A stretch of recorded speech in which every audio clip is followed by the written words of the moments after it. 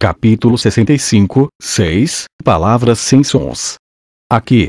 É o seu irmão. É muito comovente ter essa oportunidade de me reunir com minha família. Com a sua voz neutra, a princesa falou sobre suas emoções. Ela tirou o pano do rosto do príncipe herdeiro. Arfando, rapidamente ele olhou em volta, observando seus arredores. Onde estou? Elizabeth? O que você está? Eu te mandei para morrer, mas parece que você voltou vivo, irmão. A princesa continuou respirando com leveza. Você dificultou as coisas para mim. É muito provável que essa seja a maior conquista que você alcançou durante toda a sua vida, irmão. O quê?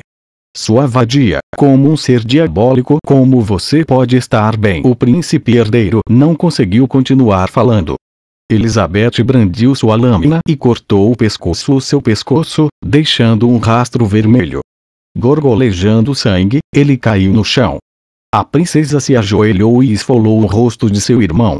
Antes que ele pudesse morrer de fato, ainda respirando, ele teve seu rosto arrancado enquanto vivia seus últimos e lentos momentos.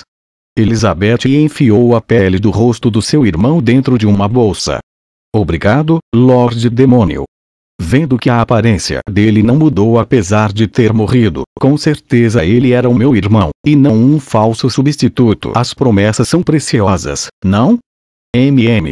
Promessas são importantes. A princesa gesticulou em direção aos dois humanos que trouxe cativos. Este homem aqui, no auge da sua vida, é o único filho do Marquês de Rosenberg.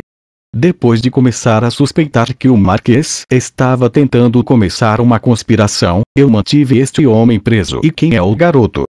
É o neto do Marquês. Parece que ele é um filho ilegítimo deste homem, então não é de descendência oficial. Passei por algumas dificuldades para conseguir capturá-lo.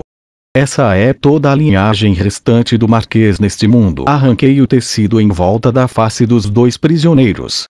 Os dois estavam com as bocas tapadas por um pano. Os reféns arregalaram seus olhos e observaram os arredores. Eu estudei atentamente o relatório que a lápis havia pesquisado, portanto, conhecia a descrição da aparência tanto do filho do Marquês quanto do seu neto. Os prisioneiros diante de mim eram reais. São eles mesmos. Você quer que eu esfolhe o rosto deles por você, Lorde Demônio? Está tudo bem. Apesar de ser a minha primeira vez arrancando a pele de uma pessoa, sempre tem uma primeira vez para tudo. Um comportamento esplêndido. Então lidei com o filho e com o neto, seguindo os movimentos de faca que a princesa imperial havia demonstrado segundos atrás. Ela se abaixou ao meu lado e apontou os erros que estava cometendo enquanto fazia o corte. Espere um segundo, Lorde Demônio. Você não deveria deixar a lâmina parada assim. Mas isso não deixa mais uniforme? Pode até parecer agora, mas quando você for olhar o produto final depois não tem jeito. Eu não consigo só assistir. Me passe a faca. TSK. Isso é um transtorno obsessivo compulsivo. Mas que impertinente. Se nós vamos fazer isso, então é melhor fazermos com eficiência. Mas vamos queimar tudo de qualquer jeito. Discutimos enquanto trabalhávamos. Arruinamos os corpos a ponto de que ninguém mais poderia reconhecer as suas identidades. Levantando os baldes de óleo que trouxemos conosco, derramamos sobre todos os corpos e na tenda. Então saímos dela e ateamos fogo. Era um velho costume queimar a tenda caso as negociações fossem quebradas. Quando a fumaça negra subiu, ela notificou os dois exércitos que a guerra iria começar agora. Em um mero instante, a tenda branca foi completamente engolida pelas chamas. Assistindo o fogo, falei. É um pouco triste que o tabuleiro de Gol tenha que queimar também. Não é magnífico queimá-lo depois de tudo? De qualquer forma, o registro das partidas está nas nossas cabeças, então podemos vê-lo de novo sempre que quisermos. Apertei a sua mão. De um jeito ou de outro, essa foi uma boa negociação, Princesa Imperial. Também estou satisfeita. A propósito, Lorde Demônio. Eu lhe darei metade do mundo, então você não se tornaria meu subordinado?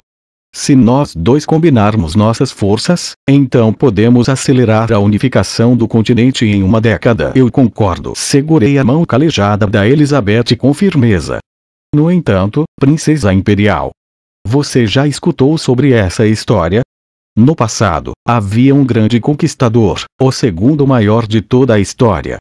O rei dos conquistadores possuía tudo no mundo. Um dia, este conquistador visitou um sábio. O filósofo, como um ancião que se distanciava dos bens materiais, não tinha nada que podia ser considerado como propriedade. O rei o questionou.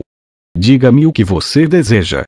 Presentearei-lhe com o que quiser. Naquele momento, o sábio apontou para cima do conquistador e respondeu: saia do meu caminho. Você está bloqueando a luz do sol em que me banho. O conquistador lamentou por um longo tempo e saiu de lá. De acordo com a lenda, o grande monarca disse isto: se eu não tivesse nascido como conquistador, então gostaria de ter nascido como este sábio. As sobrancelhas da Elizabeth se arquearam, como se estivesse maravilhada. Este é um conto interessante, não? De fato, um conto muito interessante. É uma história cuja fragrância só se aprofunda quanto mais se medita sobre ela. Estou comovida. Ficou encantado por ela ter te agradado. Princesa Imperial, você sabe qual a moral dessa história? Qual é? Eu sorri. É bem simples. Ou se conquista tudo, ou não se conquista nada. Elizabeth, você me pedir para obedecer os seus comandos, isso é uma grande piada. Em vez disso, é você que deveria se tornar minha subordinada. Eu lhe presentearei com metade do mundo. Com o rosto inexpressivo, a Princesa Imperial olhou para mim. Entendo, não há como chegar a um acordo entre você e eu. Infelizmente também acredito nisto. No entanto, sentir pesar pelas coisas que são tristes e executar o que precisa ser executado não é a nossa maneira de viver. De fato, está certo, Dantalian. Eu realmente desejo fazer você se curvar para mim mais cedo ou mais tarde. Rezo para que o dia em que você lamberá o meu pé não tarde. Minha querida Elizabeth. Pode ter certeza de que você perderá. Eu sou Dantalian. E sendo Dantalian, lhe digo. Se você brilha como o sol, então eu sempre me escondo sob a lua nova. Um dia você se esgotará e apagará. No entanto, sou incapaz de fazer isto. Afinal, jamais me revelarei. Fico mais do que feliz em permitir que você tenha essa sua arrogância. Você tem a liberdade de ser orgulhoso. Mas isso só até alguém esmagar esta sua liberdade. Por favor, banhe-se nela o máximo possível, enquanto você ainda pode. Soltamos a mão um do outro. Deixando a tenda ardente atrás de nós, cada um caminhou na direção em que deveria seguir. Aquela ilha branca flutuou sobre este oceano por 3 dias. Muito provavelmente ela nunca mais retornará depois de ser afundada assim. Ah, certo. Dantalian ouviu uma voz atrás de mim. No momento em que me virei, algo veio voando na minha direção. Sem pensar, apanhei o objeto que estava voando para mim com as 2 mãos. Era um velho relógio de bolso. Confuso, eu olhei ao longe, rumo a Elizabeth, e ela deu de ombros. Pensei nisto com mais cuidado. Não importa o quanto ele seja um completo pedaço de lixo incompetente, o meu irmão ainda era o príncipe herdeiro. O herdeiro do império. Não seria muito educado da minha parte trocar uma figura destas por um mero filho e um neto de um marquês. Pense nisso como uma pequena demonstração de boa vontade minha. Também pode considerar como sendo pagamento por perder no nosso jogo. Do que é que você está falando? Habsburgo concede a sua fé uma única vez. A Princesa Imperial sorriu. E Habsburgo acaba de lhe conceder a sua única fé. Então Elizabeth se virou e caminhou em direção ao outro lado da planície. Passei um longo tempo a observando partir. Coloquei o relógio de bolso no meu casaco e voltei para o acampamento das forças aliadas dos Lordes Demônios. Os Lordes Demônios estavam alinhados em frente ao portão do acampamento, esperando a minha chegada. Eles haviam visto a fumaça subindo da tenda queimada. Começando no outono passado e atravessando o inverno, a fumaça finalmente chegou até aqui. Em outras palavras, este era o último sinal de fumaça. O fumo havia começado nas cadeias de montanhas, voou até o palácio do governador em Niflheim, atravessou o território dos demônios, rompeu os portões das fortalezas Negra e Branca, e por fim, queimou sobre as planícies de Bruno. Era assim. Isto era guerra. Qualquer um conseguia saber que a guerra havia sido declarada.